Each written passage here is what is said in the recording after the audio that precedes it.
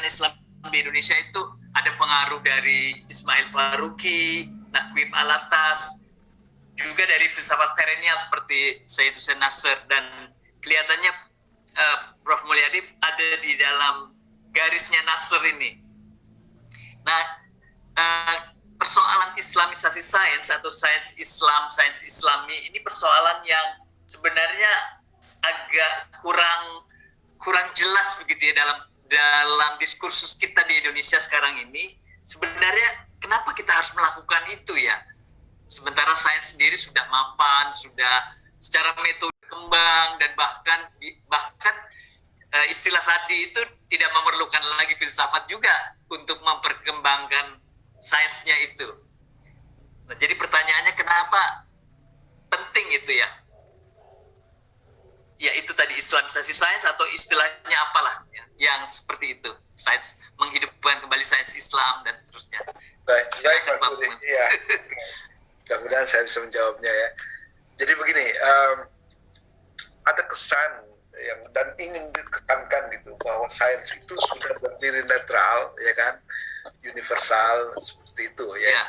Yang ingin, dan itu dikhotbahkan oleh orang Barat ya, bahwa pada saat ini sudah ada itu, pokoknya sains itu udah netral, udah objektif dan sebagainya gitu.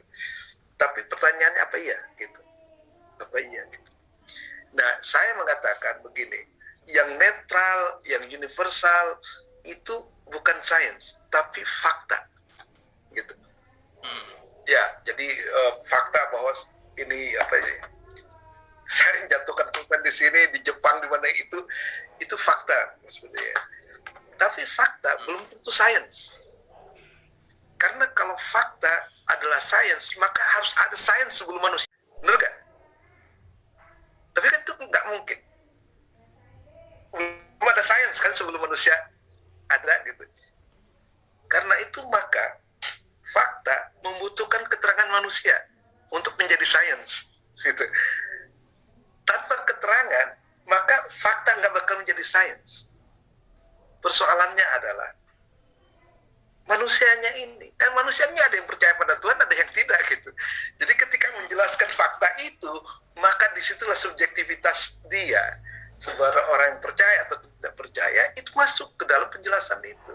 Itu Mas Budi ya. Oleh karena itu maka kemudian Islam, sains yang Islami, ada sains yang sekuler, sesuai dengan siapa yang kemudian mempromosikannya atau menerangkannya gitu.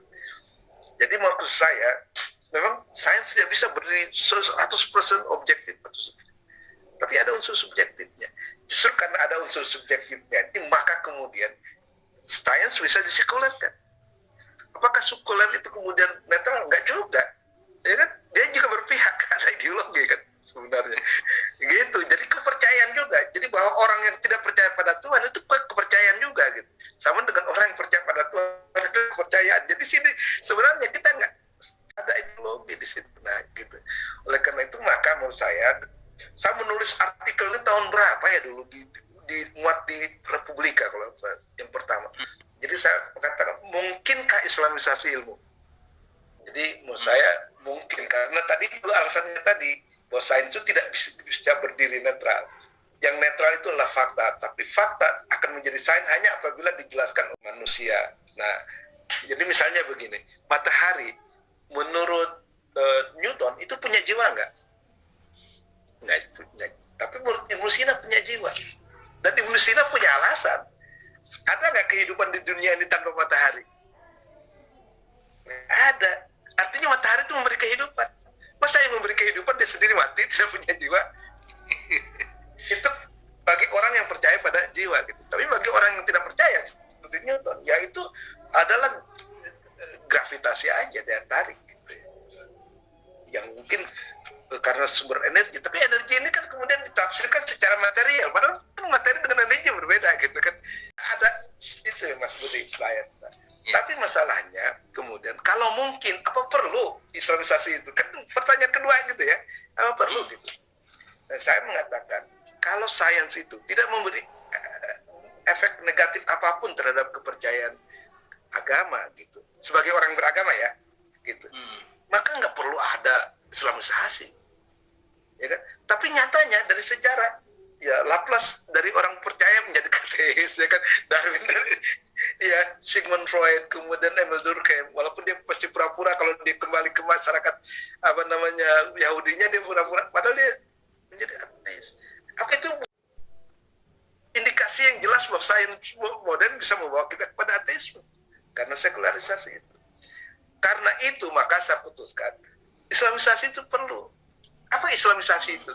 Kata Sabra, Islamisasi itu sebenarnya salah satu bentuk saja dari naturalisasi ilmu. Dan naturalisasi ilmu dilakukan dari Mesopotamia.